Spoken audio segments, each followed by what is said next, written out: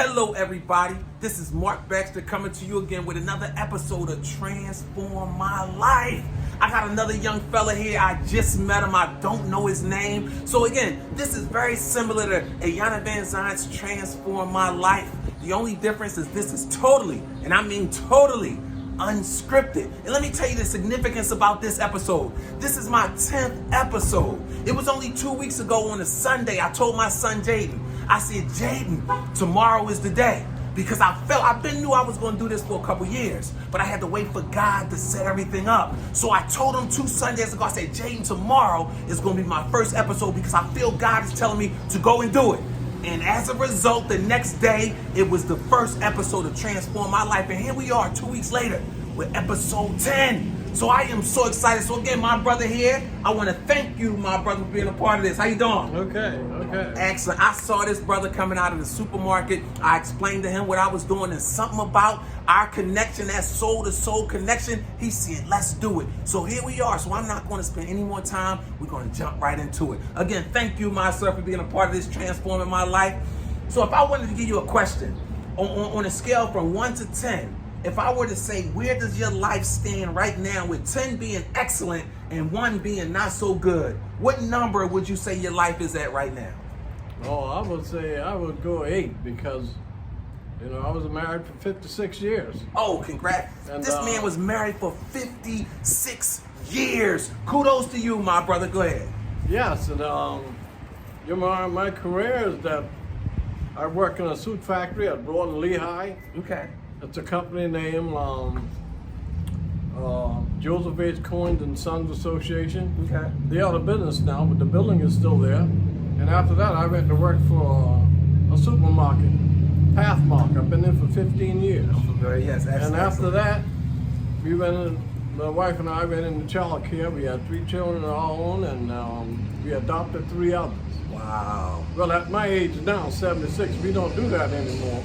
Not much, but listen, you say you're 76, but this man, what I'm feeling from him is youthfulness. I'm feeling greatness and power. So I would need to see a birth certificate for me to believe this man is 76 years old. Let me tell you something else I got from this man.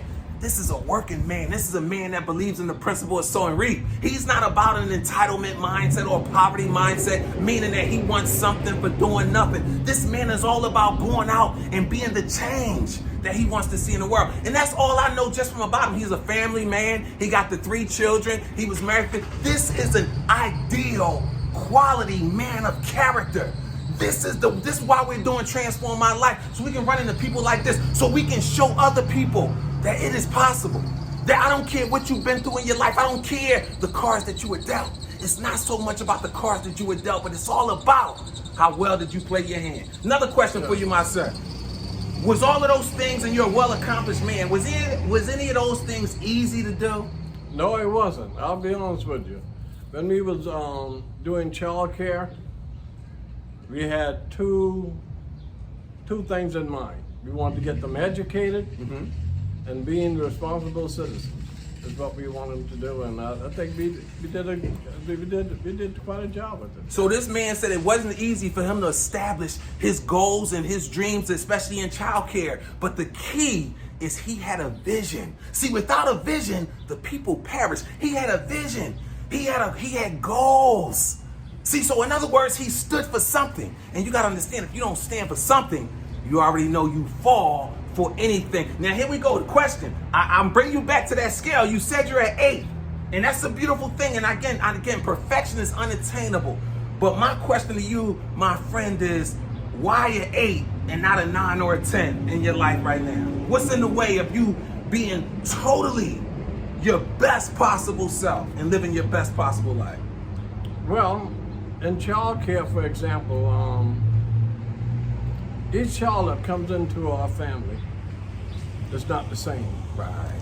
There's always the difficulty or the surprise thing that might come up, So in other words, other than that, I thought I had a good life. I got Ruth, my wife.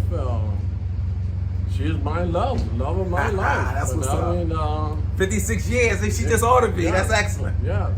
3 loving kids. So again, excluding everything else, Excluding Ruth, excluding the 3 kids, excluding your tremendous array of businesses that you created over your life and which you've served toward, but just you as an individual, what's stopping you personally at being a 10, at being your very best self? That's sort of hard to explain. I was born and raised in.